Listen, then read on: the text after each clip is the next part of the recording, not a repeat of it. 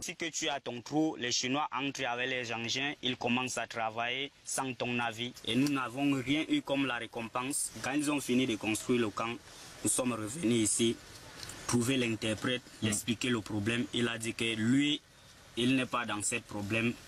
C'est Yaoundé qui a le réseau de ce problème. Si je vais regagner mon terrain, je dois appeler Yaoundé. C'est une société chinoise. Donc ils sont sur vos terres. Ils sont sur la terre riveraine. Ok, est-ce qu'ils ont payé de la compensation? Non, ils n'ont pas donné la compensation. Ils disent que c'est le gouvernement camerounais qui leur a mis sur le terrain. Il y a déjà eu des tensions. 15 novembre, les Chinois et les riverains se sont discutés. Les riverains sont descendus sur le terrain, réclamer leur part de la rivalité. Et puis les Chinois ont ouvert le feu, a tué un noir, un Camerounais, un fils de village. Vous voyez, les Chinois, les mecs viennent au Cameroun. Ils viennent au Cameroun, ils font le Hope Eye. Ils font le Hope Eye sur les terres des Camerounais. Quand tu parles fort, on te t'aime. Vous avez vu? Les gars ont aimé. Les gars ont aimé un riverain qui réclamait seulement ces terres que les gars ont confisquées.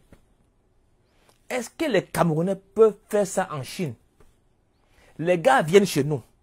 Les gars font le Hope Eye sur les terres de nos frères.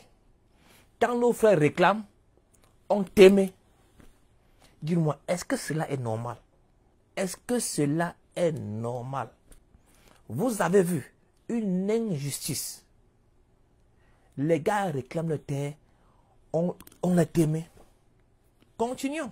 Les employés de la société chinoise Eco Limited ont débarqué dans 5 villages de la Haute-Sanaga et se sont accaparés des centaines d'hectares de terrain, privant ainsi les populations de leur principal moyen de subsistance, la chasse et l'agriculture. Voilà une autre injustice. On nous dit que les employés d'une certaine société sont venus comme ça dans un village, ok? Ils se sont accaparés des terres des riverains. Just like that. Les gars viennent au village, ils font le Hope Eye sur les terres des gens. Est-ce que c'est normal? Voilà comme ça les vrais problèmes. Les vrais problèmes qu'on doit débattre sur les chaînes de télévision le dimanche. Et non pas, non, les Bamileke sont les envahisseurs. Ce sont les envahisseurs. Est-ce que vous avez déjà vu un foyer éteint à Bafoussam? Non, non, non, non, franchement, à Bafoussam, il n'y a pas les foyers éteints. Non, les Bamis, ce sont les envahisseurs. Ils prennent comme ça, ils prennent nos terres. Non, non, non. Les Bamis ne prennent pas les terres, ils achètent. Mais ces gars viennent faire le Hope Eye. Ils viennent, ils font le Hope Eye. Continuons. Comment on peut donc accepter qu'ils entrent alors qu'ils n'ont pas des accords avec nous? Ce sont quand même nos terres qui sont en train de partir. Les gens ont les projets de travailler 10 hectares par an. Bon, si on vient déjà prendre 1000, 2000 hectares, comment on va faire pour travailler?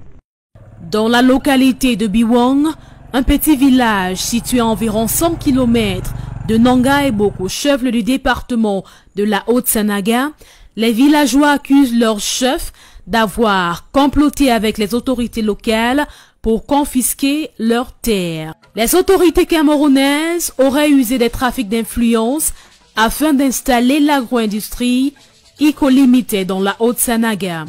Certains villageois ont même été en prison pour s'être opposés. Les gars font le Hope Eye sur les terres. Ils font le Hope Eye, ok? Et les gens qui ont voulu parler fort sont allés en prison. Just like that. Non, dis-moi, est-ce que c'est normal? Est-ce que ce gouvernement, est-ce que ces gars sont normaux? Voilà les vrais problèmes là-bas. Les vrais problèmes. Les gars sont au village pour cultiver la terre. Mais le gouvernement vient, il confisque la terre. Tu parles fort, on te met en prison. Est-ce que c'est normal? J'aimerais vraiment voir les Bissot Élise, les Josiane Ondoa parler de ce genre de choses. Voilà les vrais problèmes.